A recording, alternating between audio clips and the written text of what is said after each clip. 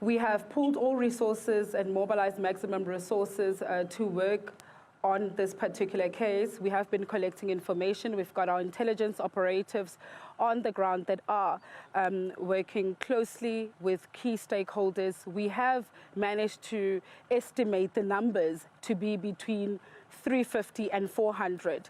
We don't dispute that there are hundreds of illegal miners that are underground and refuse to resurface, but we are only disputing the exaggeration of the thousands that are still stuck underground. We have been making this call to all illegal miners to resurface, and I think as a responsible government, we have gone to great lengths to try and communicate to ensure that all these illegal miners resurface safely. We've gone as far as writing posters or drafting posters, sending them down to the shafts, sending a negotiator as well.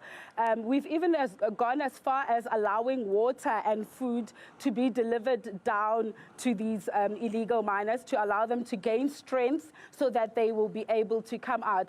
But even those efforts fell on, those efforts fell on deaf ears. We are now at a situation where we are aware that these illegal miners refuse to resurface, they refuse to cooperate with the SAPS, and we have no choice but to stamp the authority of the state. And I think it's important to indicate that we are not backing down as law enforcement. We have a responsibility to prevent and combat all incidents of criminality, and illegal mining is one of them. We are not backing down. As you can see behind me, police officers that are deployed to combat illegal mining operations. Day shift is making way for the night shift. They have been working hard, dedicated in combating these types of illegal mining activities that we are seeing in this area. We've been running this particular operation for several months, where we employed a strategy to ensure that we block the provision of food, water, and necessities to underground, all these shafts, as a form of forcing these illegal miners to resurface. So our operations are 24/7. We do have members that are static at all these abandoned, disused legal mining shafts that are just waiting to ensure that when they do resurface, they are processed and arrested. And I must indicate that when they do resurface, we do inspect them. There are police officers that are standing there with metal detectors to detect whether or not they do have gold-bearing material with them, whether or not they have firearms with them. So today we saw about 4 resurfacing. Unfortunately, one decomposed body was brought up. We have registered an inquest to determine the circumstances surrounding the death of this particular illegal miner who was brought up this afternoon. And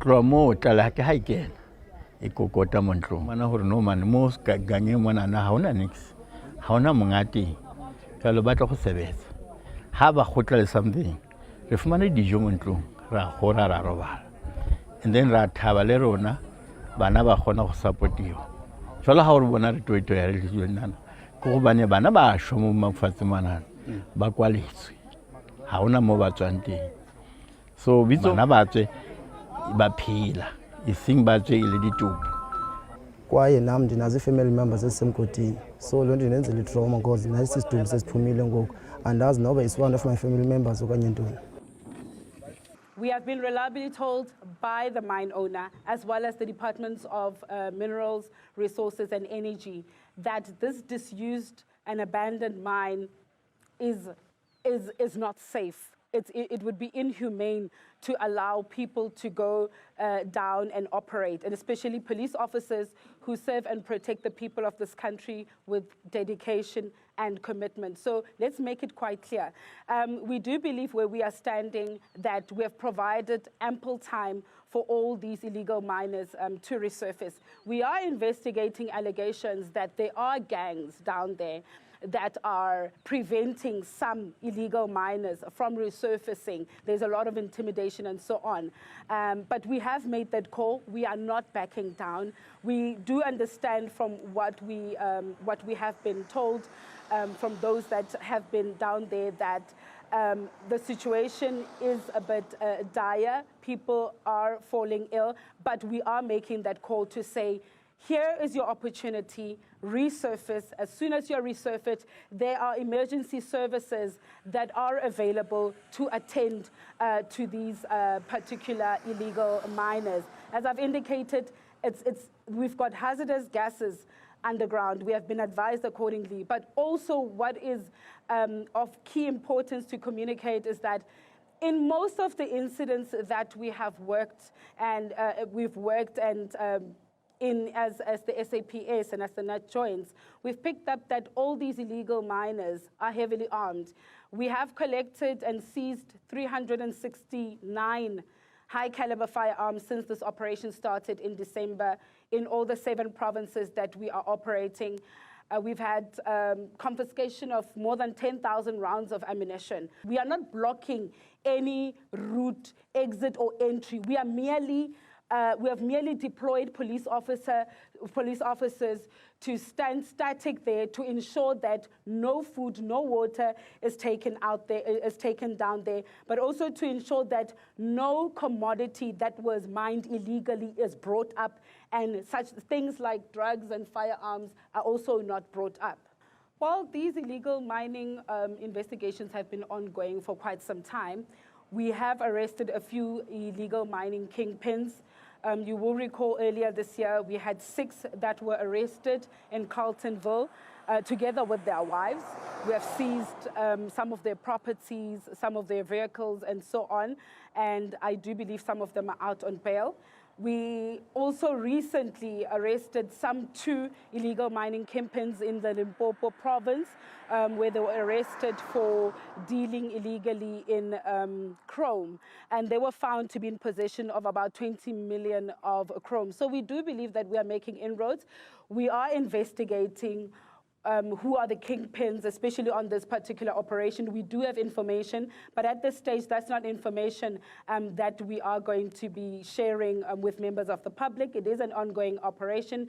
We do request the people of this country to support this particular operation, to support our men and women in blue, as well as members of the SANDF who are here to stamp the authority of the state.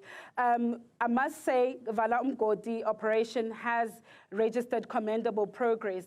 Since inception from December 2023, we've had reduced incidents of dead bodies that we are picking up of illegal miners that were involved in turf wars. We haven't had incidents. You will recall there was an incident in Krugersdorp where 8 women were raped by these illegal miners. And I think the challenge there and why there has not been a breakthrough in that particular case is because the majority of these illegal miners are foreigners, meaning we do not have any information on them. So if they do commit these crimes, it becomes difficult for us to trace them and so on. So we are urging communities around here, support the work of the police. We are not here to work against you. Let's work together to prevent and combat all forms of criminality.